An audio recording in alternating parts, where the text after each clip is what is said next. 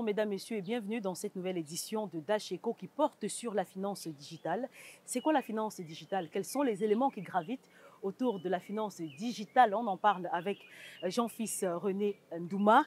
Il est expert, il a accepté de nous recevoir. On le remercie déjà d'avoir accepté notre invitation. Bonjour et merci d'être là aujourd'hui. Bonjour Madame Amenga, c'est moi qui vous remercie pour cette invitation, pour cet échange, pour essayer d'édifier vos millions de téléspectateurs. Alors, on donnera votre titre, ne vous en faites pas, à la fin de cet échange. Alors, c'est quoi la finance digitale? Alors, dès qu'on parle de finance, on pense tout de suite à l'argent. Donc, pour mieux définir la finance digitale, il est important de dire ce que c'est que la finance conventionnelle. Vous savez que l'argent, dans les échanges commerciaux, a évolué dans sa forme. C'était d'abord le troc, ensuite c'est passé aux pièces. Après les pièces, on a eu les billets de banque, pour faire bref. Après les billets de banque, on a eu des chèques. Après les chèques, on a eu les cartes bancaires. Après les cartes bancaires, nous sommes arrivés au niveau de ce qu'on appelle les banques en ligne, comme PayPal, sans publicité.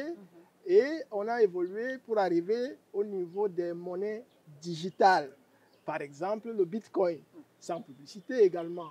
Donc, la finance digitale, c'est la résultante de l'évolution de la forme de la monnaie pendant ce qu'on appelle la finance conventionnelle. Parce que l'argent a toujours paru comme étant quelque chose de palpable, de matériel, de physique. Or, nous sommes aujourd'hui à la 4e révolution industrielle, qui est la révolution du digital. Donc, on vend de plus en plus en ligne, à distance, on travaille de plus en plus à distance, donc on est obligé de payer aussi à distance. Et quand on paye à distance, on ne peut pas porter un sac d'argent pour aller payer ailleurs. Il faut payer avec de l'argent qui a une forme numérisée, donc une forme digitale. Ça peut être une carte bancaire, mais là on parle de l'argent électronique. Ça peut être un virement, ça peut être également un transfert, mais la finance digitale met l'accent sur la monnaie digitalisée, c'est-à-dire notamment les crypto-monnaies, c'est-à-dire le Bitcoin par exemple, qui aujourd'hui font en sorte qu'il n'y a pas de frontières dans les transactions qui se font. Parce que si vous prenez l'exemple de mobile money, qui est une monnaie électronique, au Cameroun, vous pouvez avoir une facture à régler, vous la réglez sans problème. Mais si vous arrivez par exemple au Japon, vous ne pourrez plus régler avec votre mobile money. Pourtant, avec une crypto-monnaie comme le Bitcoin ou bien le USDT, qui est une crypto-monnaie stable, vous pouvez payer partout dans le monde. À partir de là où vous êtes chez vous, vous avez juste besoin d'une connexion Internet. Si on comprend bien, la finance digitale, c'est une sorte de révolution de la finance traditionnelle. C'est exactement cela. Exactement cela. Alors, ces dernières années, la finance digitale prend de l'ampleur et bouleverse les institutions financières. Comment cela se fait-il? Est-ce qu'on va perdre ici la finance traditionnelle au profit de la finance digitale, surtout avec le monde révolutionnaire aujourd'hui? Non, on peut dire de manière péremptoire qu'on ne va pas perdre la finance traditionnelle parce que la finance digitale est une évolution, une conséquence, n'est-ce pas, de l'adaptation de la finance aux évolutions du marché et de la technologie. Donc, il faut toujours s'appuyer sur la finance traditionnelle. Dès qu'on parle d'argent, vous savez que normalement, l'argent doit être adossé à l'or, comme c'était avant 1971. Parce qu'avant 1971, le dollar, qui est un peu comme la monnaie de référence, était adossé à l'or. C'est-à-dire que quand on avait une quantité de dollars, on avait l'équivalent en or dans la réserve fédérale, n'est-ce pas? Mais à partir de 1971, les Américains ayant constaté que ça ne pouvait pas marcher, on ne pouvait pas avoir autant d'or naturellement que de l'argent en circulation, ils ont déconnecté, n'est-ce pas, la valeur de l'or de l'argent. Donc, ça fait qu'aujourd'hui, on imprime l'argent simplement sans avoir une garantie matérielle qui donne de la valeur à cet argent-là. C'est pour ça que l'argent digital ne peut pas se passer de la finance traditionnelle, qui en réalité est cette finance-là qui est adossée aux vraies richesses, au matériel. C'est l'or, c'est le diamant, c'est l'argent en tant que métal, etc. C'est ça les vraies richesses. C'est d'ailleurs ça que l'Afrique regorge énormément. Et c'est pour ça que la finance digitale doit être adossée à ces matières-là pour qu'elle ne soit pas juste du vent. Elle ne peut pas remplacer la finance traditionnelle, mais elle est obligée de s'imposer par rapport au fait que la digitalisation, les transactions à distance imposent qu'on puisse payer à distance et qu'on puisse payer rapidement, à moindre coût, sans beaucoup de tracasseries en termes de conditionnalité. Aujourd'hui, il est quand même prouvé que l'arrivée de la finance digitale bouleverse beaucoup d'habitudes, notamment le développement des fintech. Impact. Oui. Alors, les fintech signifie finance technologique.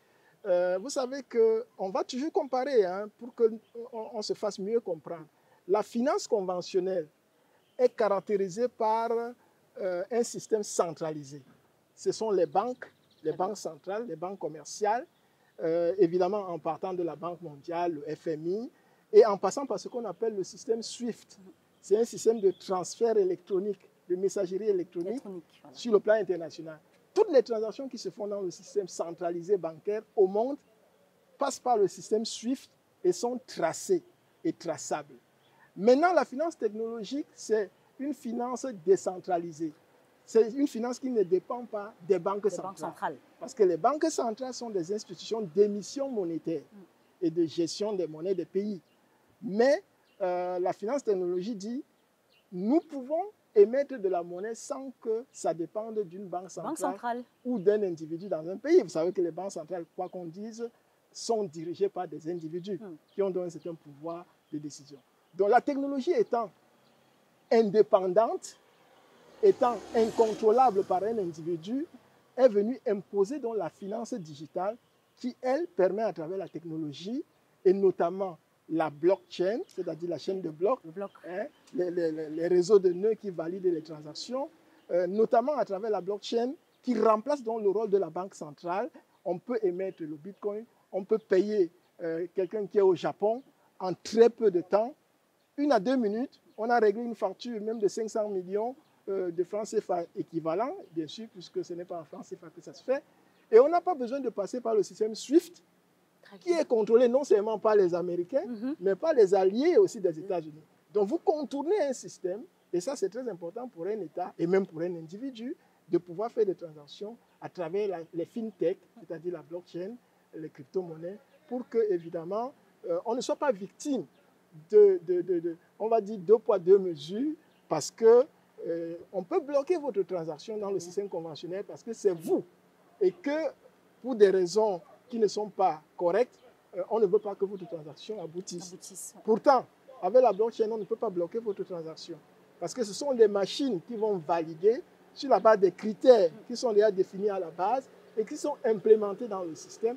Et on parle donc de contrats intelligents. C'est-à-dire que les décisions sont prises en amont et implémentées et ne font qu'être exécutées par le système.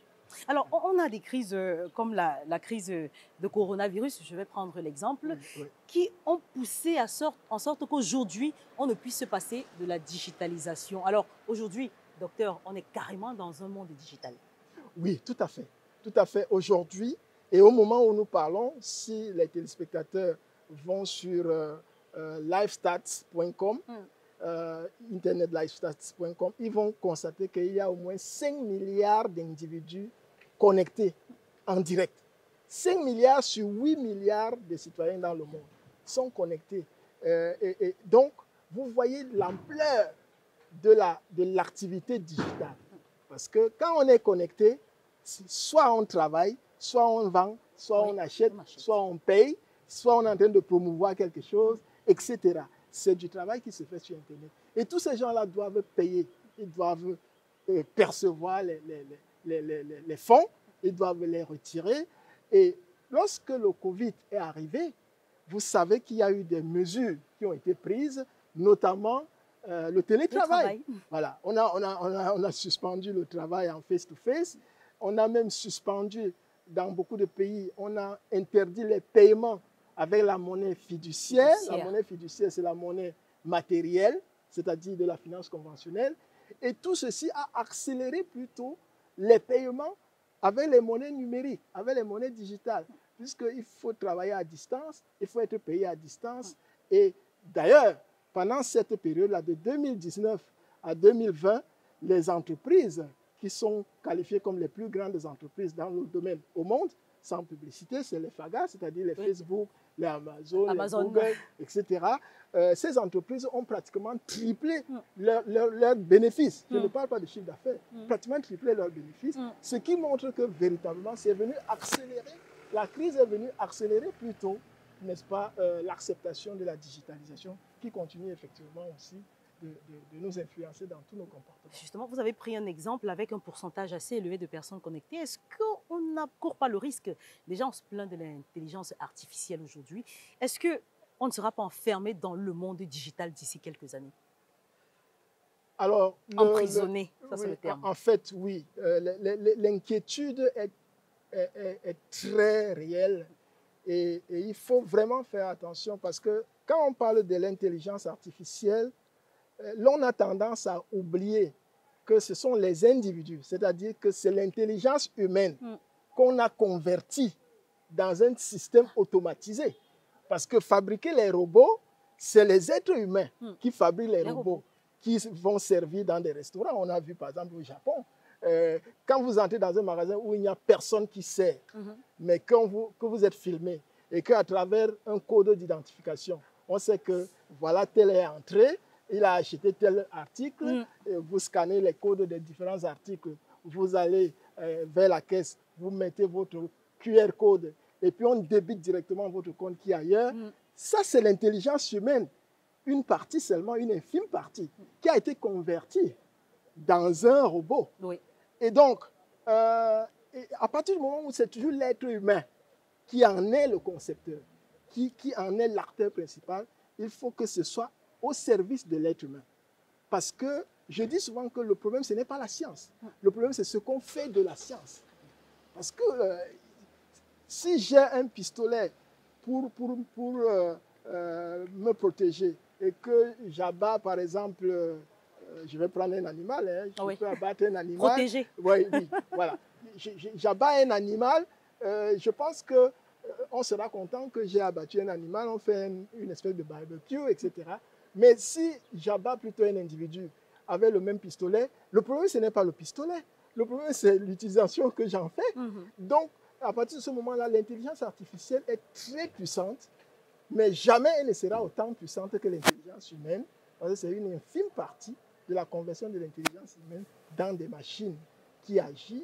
Et donc, s'il y a des robots qui sont capables d'aller sur le champ de tir pendant la guerre aujourd'hui, c'est parce qu'ils ont été fabriqués et programmés par les êtres humains pour aller au champ de tir, tuer éventuellement d'autres êtres humains. Oui. Et c'est là le problème.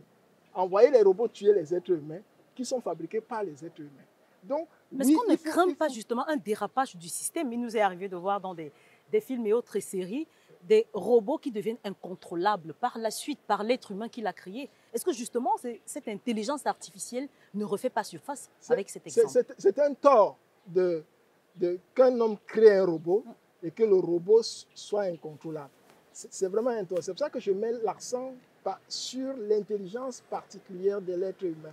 Vous savez que M. Elon Musk, par exemple, a développé un système qui devrait aider les gens qui ont des problèmes cérébraux à pouvoir retrouver un peu la mobilité, etc. Et quelque part, on parle de l'homme augmenté. De l'homme augmenté, et je disais sur un plateau que c'est l'homme diminué, parce que l'être humain est constitué de milliards de cellules,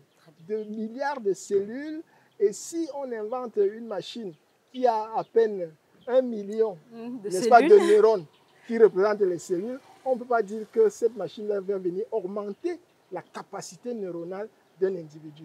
Donc l'être humain est exceptionnel. Il n'y a aucun ordinateur qui puisse être comparable à son cerveau. Et tant que c'est lui qui est à l'origine de tout cela, il est aussi capable de réglementer, d'encadrer de manière à ce que nous n'ayons pas ces catastrophes qui sont véritablement potentiellement réels. Bien, merci Dr Nefis Ntouma d'avoir répondu à nos questions. Je rappelle que vous êtes expert en marché financier et finances digitales. Vous êtes également expert consultant en PNL et programmation neurolinguistique. Vous êtes également un enseignant universitaire en entrepreneurship. Merci pour ces éclairages. C'est moi qui vous remercie, madame. Merci. Merci également à vous, chers téléspectateurs.